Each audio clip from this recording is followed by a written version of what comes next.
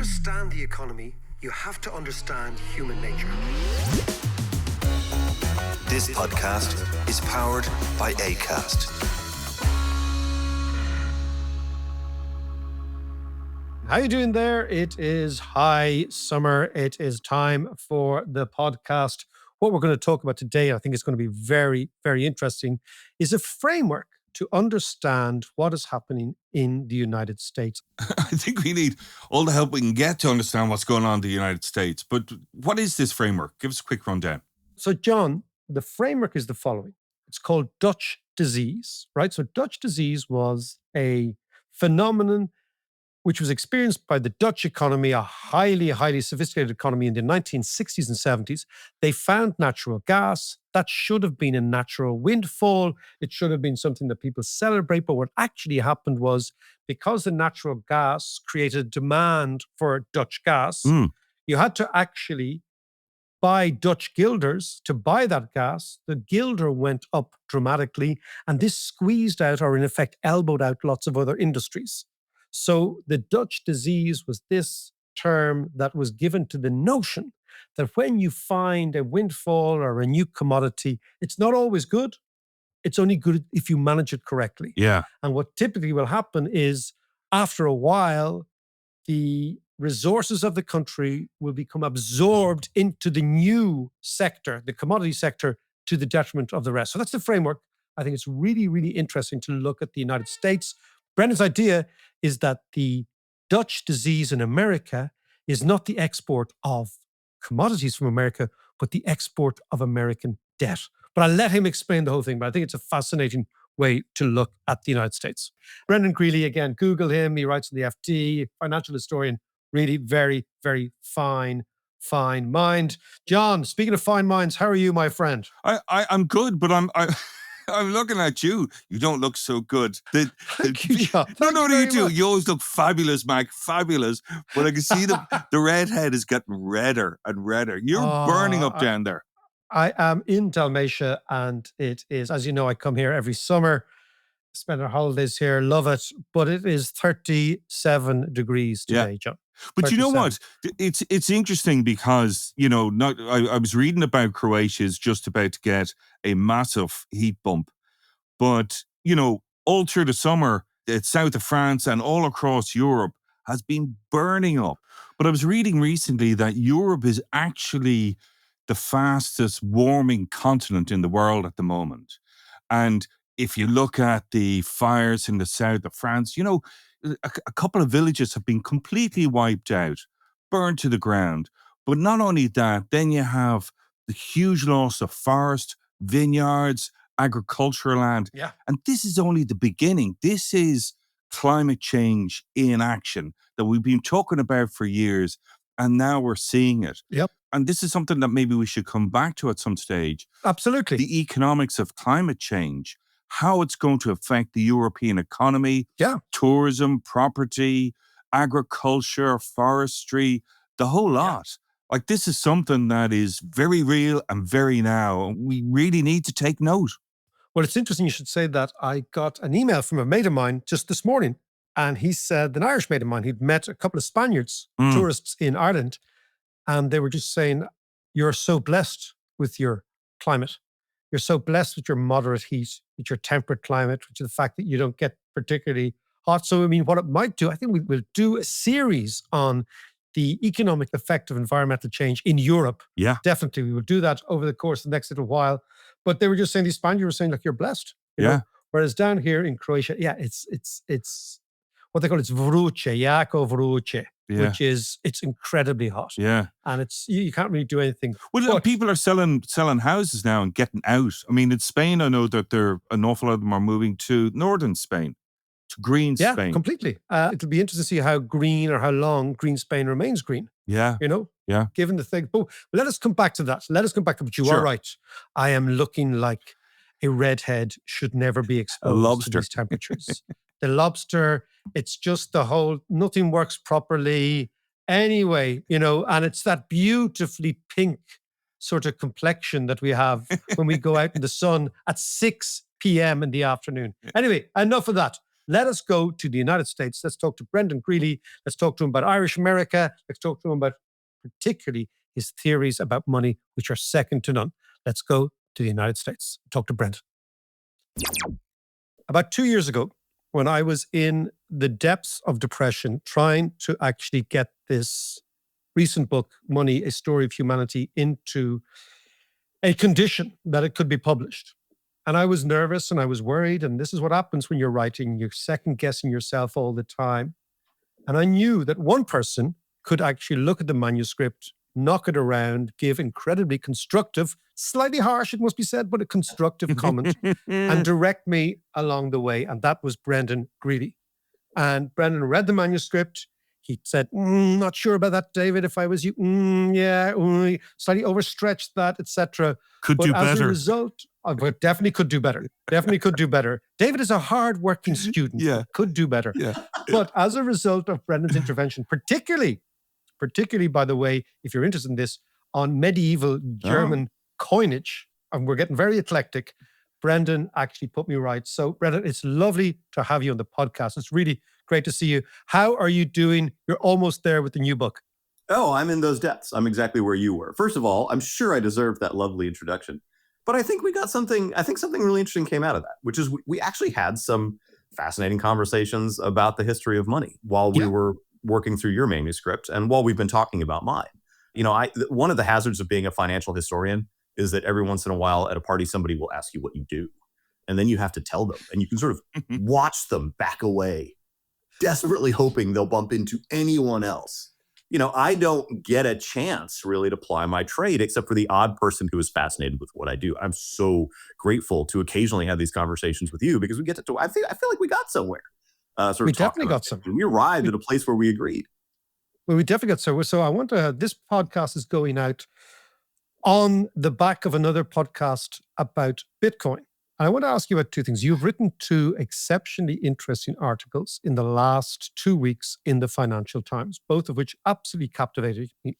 One was about the loneliness of the Bitcoin / crypto critic, skeptic, etc.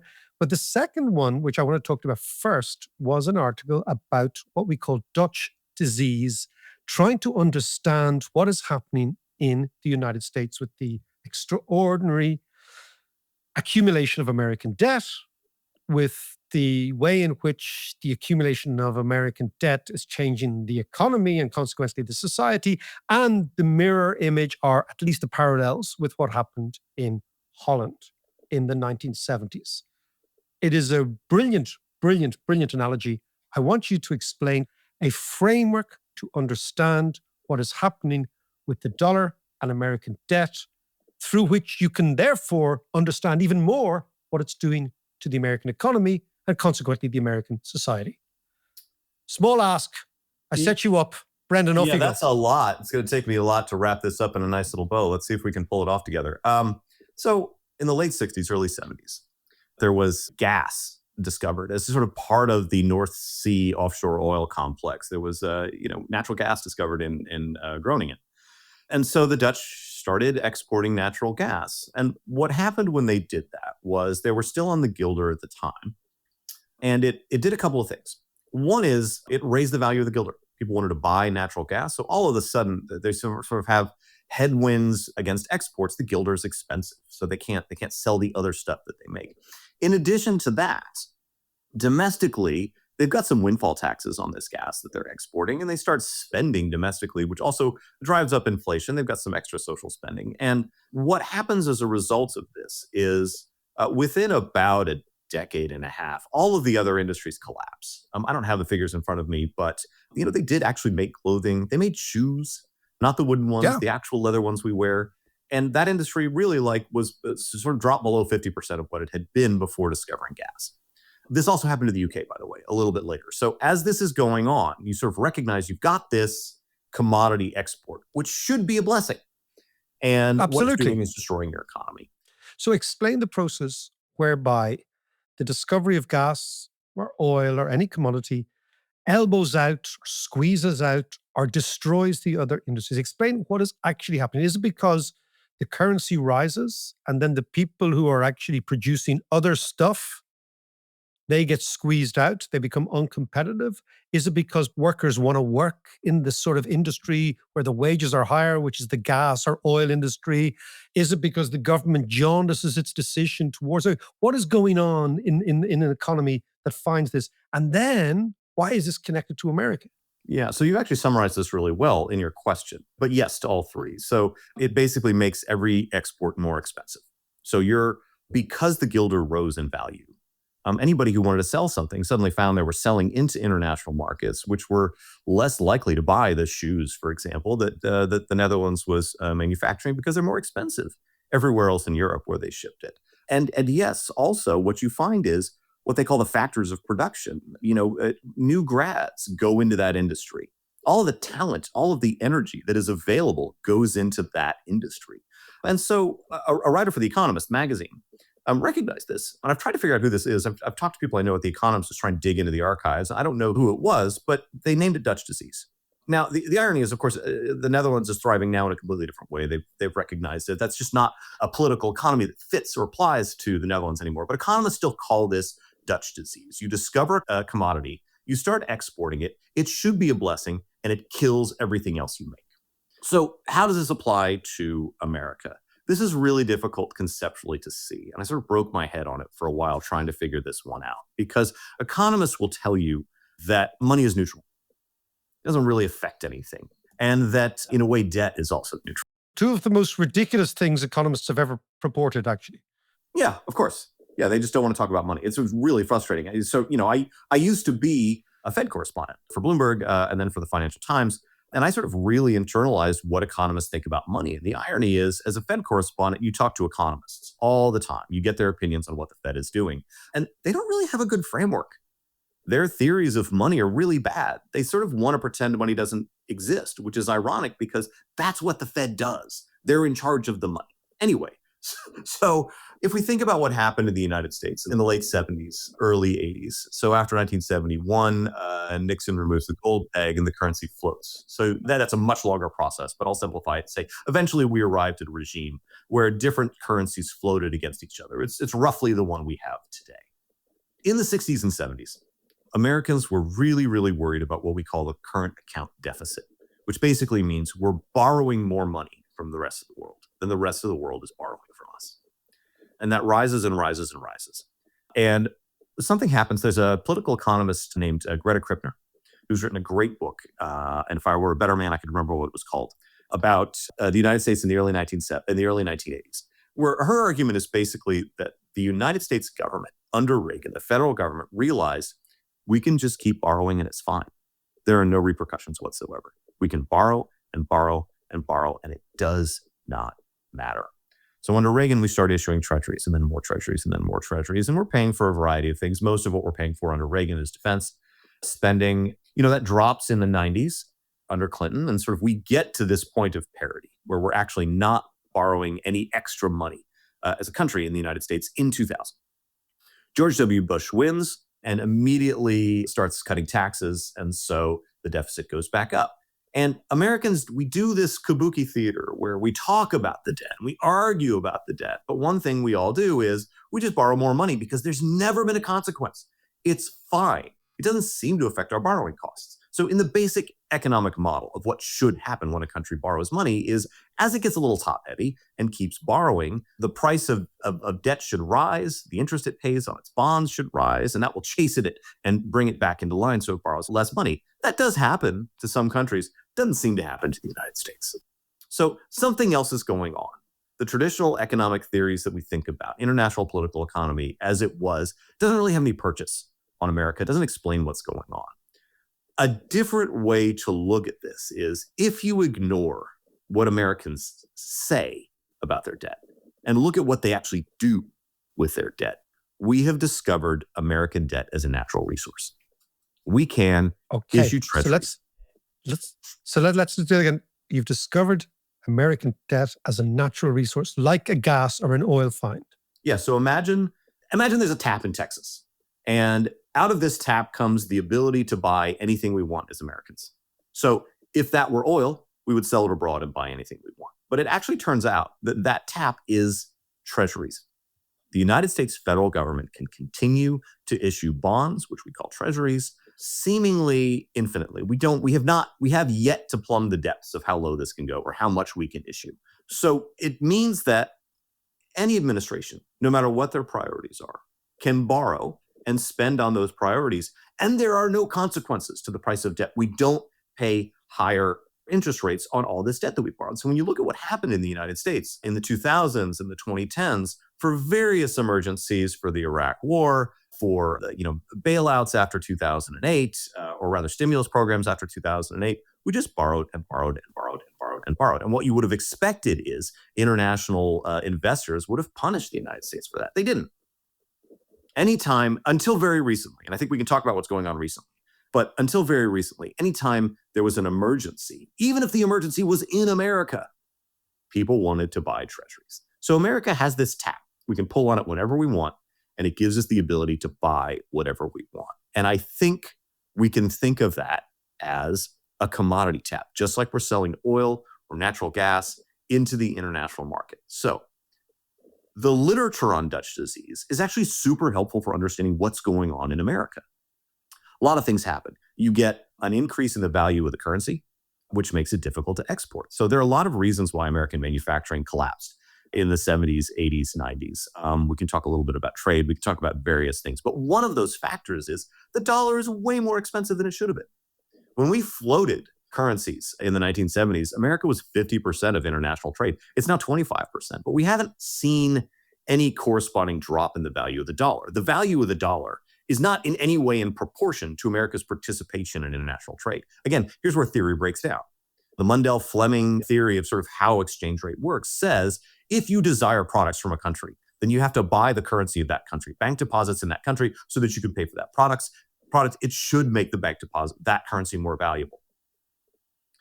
As we've sold less and less to the world, the value of the dollar hasn't dropped, which means the value of the dollar is not to buy American products, as the theory would predict. It's to hold American assets. People just really want to hold American assets. So the literature on Dutch disease says a couple of things. One is you should see manufacturing collapse and you should see a focus on the export sector. You spent time in New York just like I have. The finance sector in America is distended, swollen, unnatural. It doesn't make any sense. It is not in proportion to the financing needs of America. It is in proportion to the financing needs of the world.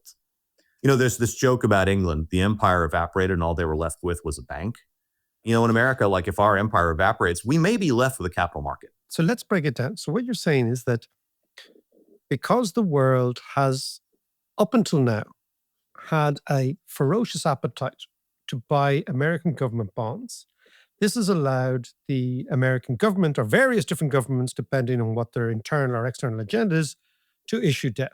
All the time, the debt GDP ratio goes up, but all the time, the dollar is being underpinned by this demand for the rest of the world for these American assets, and that's caused the dollar to rise.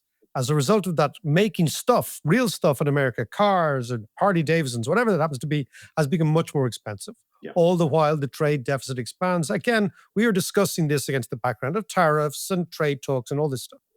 But internally also, graduates and people who seek out money and people are saying, well, you know what?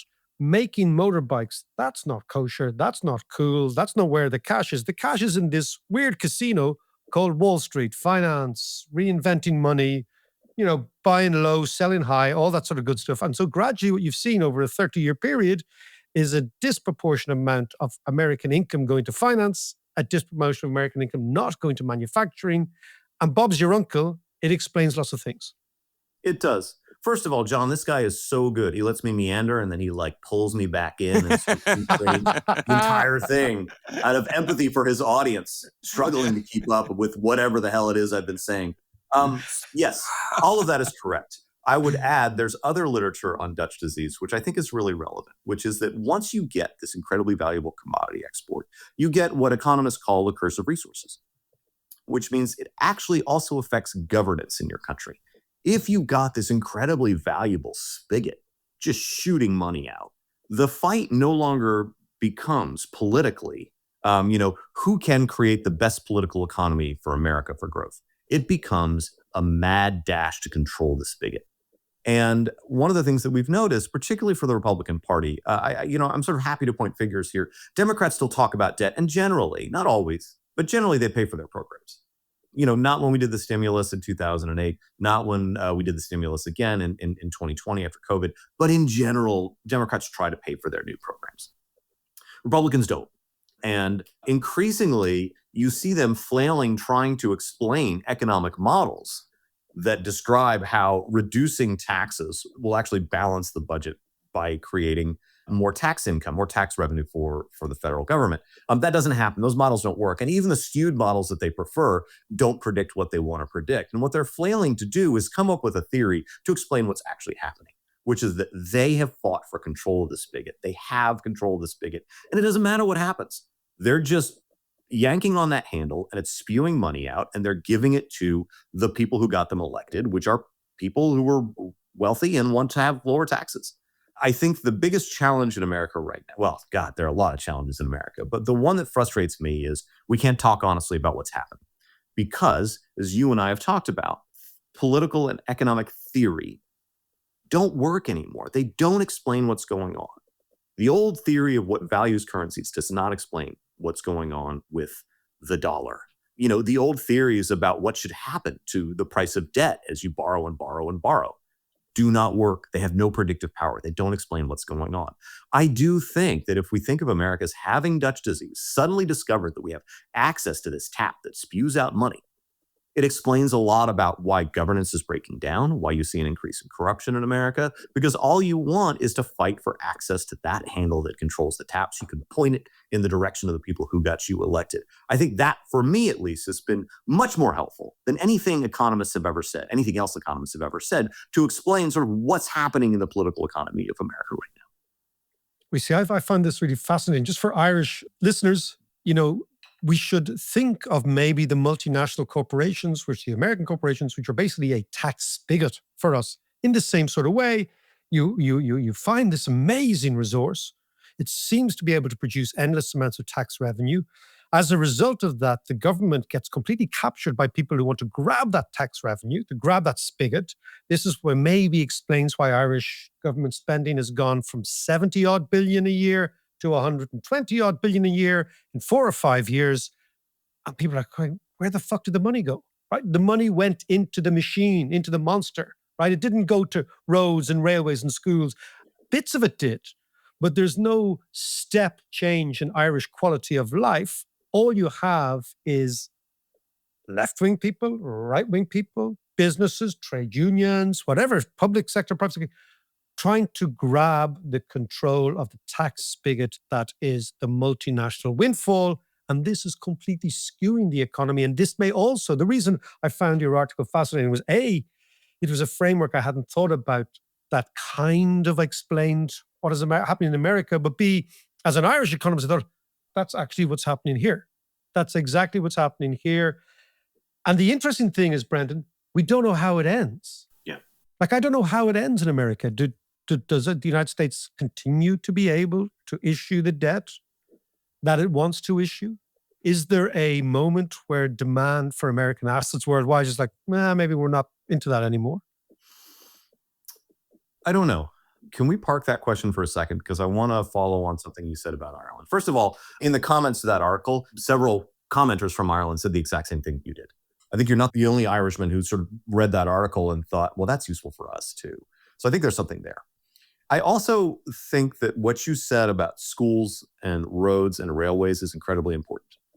And I think this is another way in which economics sort of hasn't given us useful models to think about how to do this. Economists focus on the quantity of sovereign debt. They have a quantity theory of sovereign debt. They're desperately trying to figure out at what point in your debt to GDP ratio does the whole thing come crashing down. And, there was a time when we thought, okay, maybe it's 75%. And I actually sort of used to volunteer helping high schoolers do this American deficit challenge, where they try and figure out how can they balance America's budget to get debt to GDP ratio down to 75%, this magic number. But then economists started looking at Japan. Japan doesn't care. They just keep issuing debt. It's fine. Seems to still work. And then we look at America. I wouldn't describe America as working, but this part of America does. We can continue to issue debt. So the quantity theory of debt doesn't really have any predictive power. I'm much more interested in a quality theory of debt. We understand this intuitively from people we know. So if you've got a friend who's running up credit card debt, if that friend is starting a bakery, you think that might be a good risk. That's a business. It's going to create assets, and it's an asset. It's going to create revenue in the future. If my friend is a responsible baker and runs her books well, then I'm fine with credit card debt. I wish the interest rate were lower, but I think this is good. You're taking a risk, and it's the kind of risks that we should take in capitalism. If your friend is running up credit card debt and she is going to Ibiza and buying a jet ski, you know that you can tell your friend, that's not creating an asset. That's creating a good time, but it's not creating an asset. It's not going to give you revenue in the future that's going to help you pay down this debt. So we apply this in our own lives. We apply the quality theory of debt in our own lives. Weirdly, we're unable to apply it at the sovereign level. What debt should do is buy stuff that's going to make your economy more productive. So if we go back to 2000 or 1980, when the 2 points at which America seems to have discovered there's a spigot in the center of the country and we can just yank on it and everything, and it pays for everything. We could have run broadband cables to everywhere in America. We could have fiber optic cable to every home, every doorfront. We didn't do that. We could have improved the quality of the roads. Roads are not great in America. Sort of consistently, there are fights in Congress over the highway fund. We could have light rail in every city and high-speed rail everywhere in America. We could have paid for these things. We could have done the energy transition. These are all things that we could have paid for. The reason, and I'm not saying these things because I vote for Democrats. I'm saying these things because they would have made the economy more productive. If everybody's got broadband at their homes, you can develop business models that sort of work, that create new tax revenues. So America could have borrowed and spent in a way that would have created assets in America, that would have made America more productive and brought in more tax revenue. We didn't do that. Just like you're saying about Ireland, you can see, like I've also traveled in Ireland. You can sort of see as you drive to the west in Ireland where the Celtic tiger ran out. You can see where it ends in the west, right? Yes, absolutely. Yeah. It's somewhere shy of Sligo. It's over. Yeah. It's about Longford, actually. It's in Longford, yeah. By the way, John's people are from Longford. So Yeah. Piss out of Longford, simply because he's got a pass to take the piss out of his own. Well, John, I will tell you, my people from Ballyhonus, and the Celtic tiger did not reach Ballyhonus. Yeah. That's very true. That is very, very true. Let's come back to the issue, right? Yeah. So the economists have put the quantity theory of debt where there's a magic number where it all falls apart, right? Yeah. What we've seen, we actually spoke to Russell Jones last week about Japan, exactly this thing. He says, well, it just keeps going, it keeps going, it keeps going. On the qualitative side, we do have a mismatch between the amount of debt that's going on and the quality of life that debt is buying. That's what we're talking about, right? Yeah. So whether or not broadband creates jobs or not, it creates a better daily experience of the world, right? So it's a quality of life issue. And I want to conclude our discussion now. In fact, I'm thinking we might do the Bitcoin discussion as a different discussion, maybe next week or the week after, Brendan, if that's okay with you. Where does your framework leave the United States right now when the United States is in a tariff war with the rest of the world? There is no country too big not to be picked on. B, there is a promise from the White House is going to rebuild American manufacturing and there'll be all sorts of blue-collar jobs everywhere in the United States. They're going to reshore lots of American corporations who are now making stuff in places like Ireland, for example, and America will be made great again. Can America be great again when you keep issuing debt like a drunken sailor? When I think about what kept the magic money machine levitating in America, it's two things. The first is that for all of our flaws, we had the rule of law and pretty good bank regulations. One of the things that came out of the Great Depression in the 30s was federal deposit insurance. During the 19th century, there were bank failures all the time, and states sort of had their own rules for reserves, for bank notes and bank deposits. And they were sort of generally captured by local elites who wanted good terms on loans. And so the bank quality in America failed all the time.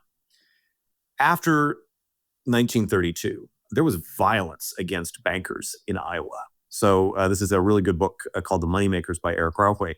Kind of points out that when Franklin Delano Roosevelt is watching what's going on in America, he is looking at actual violence against bankers in northwestern Iowa, like an uprising, guns, barricades, that kind of thing. And he's realizing like, we have got to fix the banks. We've got to make them safe. And that is what created mandatory national deposit insurance in America. Roosevelt sat all the state banking regulators down and said, I'm sorry, your 100 years of fun is over. You do not get to have these top-heavy, wobbly banks anymore. Every single bank, if you want to take deposits from consumers, if you want them to know a dollar is a dollar, we're going to make sure that a dollar will always be a dollar. So we have the Federal Deposit Insurance Corporation. This is something that the Eurozone doesn't have, right? This is something that the Eurozone has been fighting for a decade and a half. Like, are we going to have, do we have a banking union and a fiscal union in addition to our currency union? I think America's currency union really became complete when we finally had a banking union, federal deposit insurance. So I'm a big believer in federal deposit insurance. I think there are a couple of things, beautiful things that America has produced. Barbecue, the Great American Songbook, on that list of top 5, jazz, I would put federal deposit insurance because it gave us a single national reliable. I can really see why people avoid you at dinner parties, by the way, Brendan. I hide this shit from people. You publicly actually espouse it. I had this moment recently where I was talking to some other historians, so like a bunch of nerds. And I said out loud, I said the following words: I've been reading a lot of 17th and 18th century accounting manuals recently. And the historians went, nerd! You should have stuck to the jazz, actually. Yeah, the jazz is it's a little bit, it's more cross-cultural, it's cross-gender, it works. Go on. So if we think about the two things that sort of kept the money machine aloft, one of them was sort of reliable rule of law and sort of fairly decent banking regulations. One of the things that we've seen in the fight since the global financial crisis and the Euro crisis is that America was actually willing, even though the banks are incredibly powerful in America, they're even more powerful in Germany.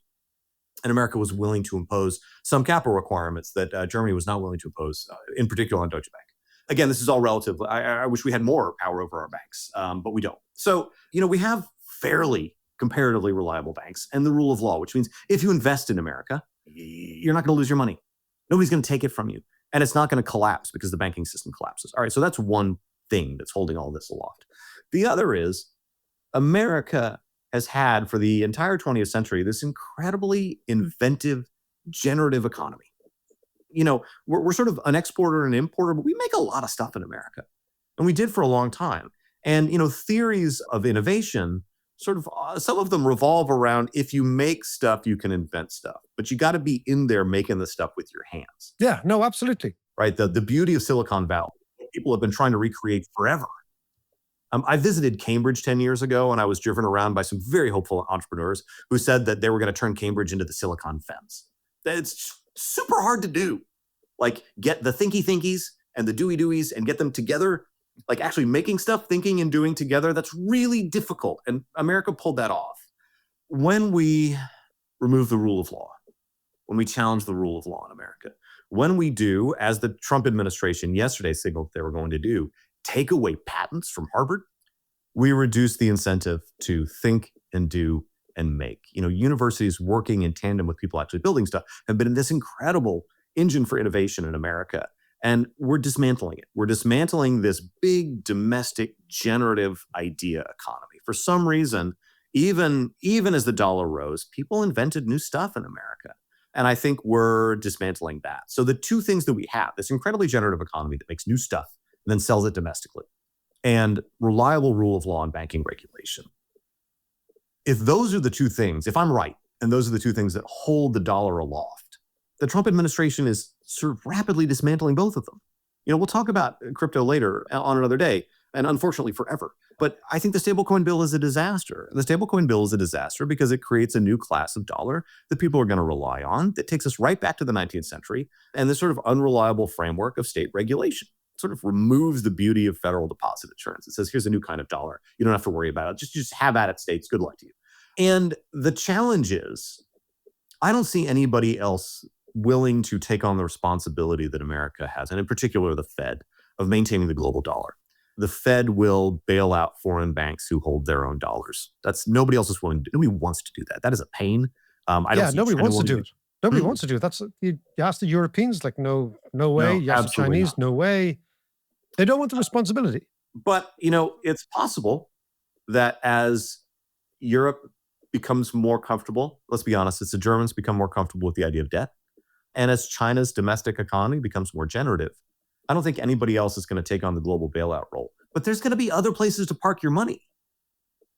It's going to be more appealing to have an asset in China. It's going to be much more appealing to have an asset in Europe. And so I think that this status we had where the United States was safe and generative, I think that status is being challenged. And the only other thing that's holding on to the dollar is the Fed's willingness to bail everybody out who's holding dollars. And, we're already seeing that Trump is trying to figure out who we can put onto the Fed to challenge that as well. So I'm not very hopeful. I mean, basically, I've got this book about the dollar that you mentioned, The Almighty Dollar. It's available for pre-order in the United States now. I got to start saying that to everybody I meet. Yeah, you're American. You got a flog. I got a flog. Sell it. Oh my God, I'm American. I got a flog. You Irish are the most ruthlessly entrepreneurial people I have ever known.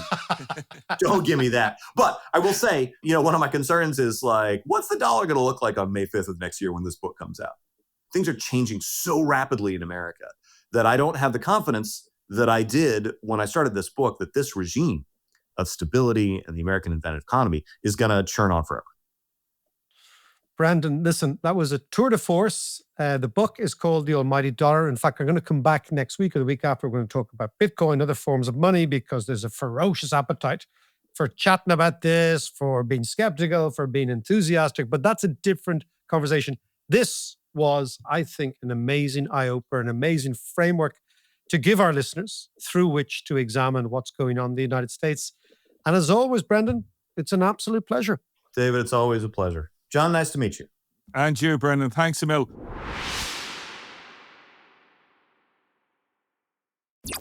It's such an interesting way to look at America and American debt. I mean, this is something that Elon Musk is banging on about to Trump. But this so-called Dutch disease, I keep trying to say Dutch elm disease, but that's something totally different.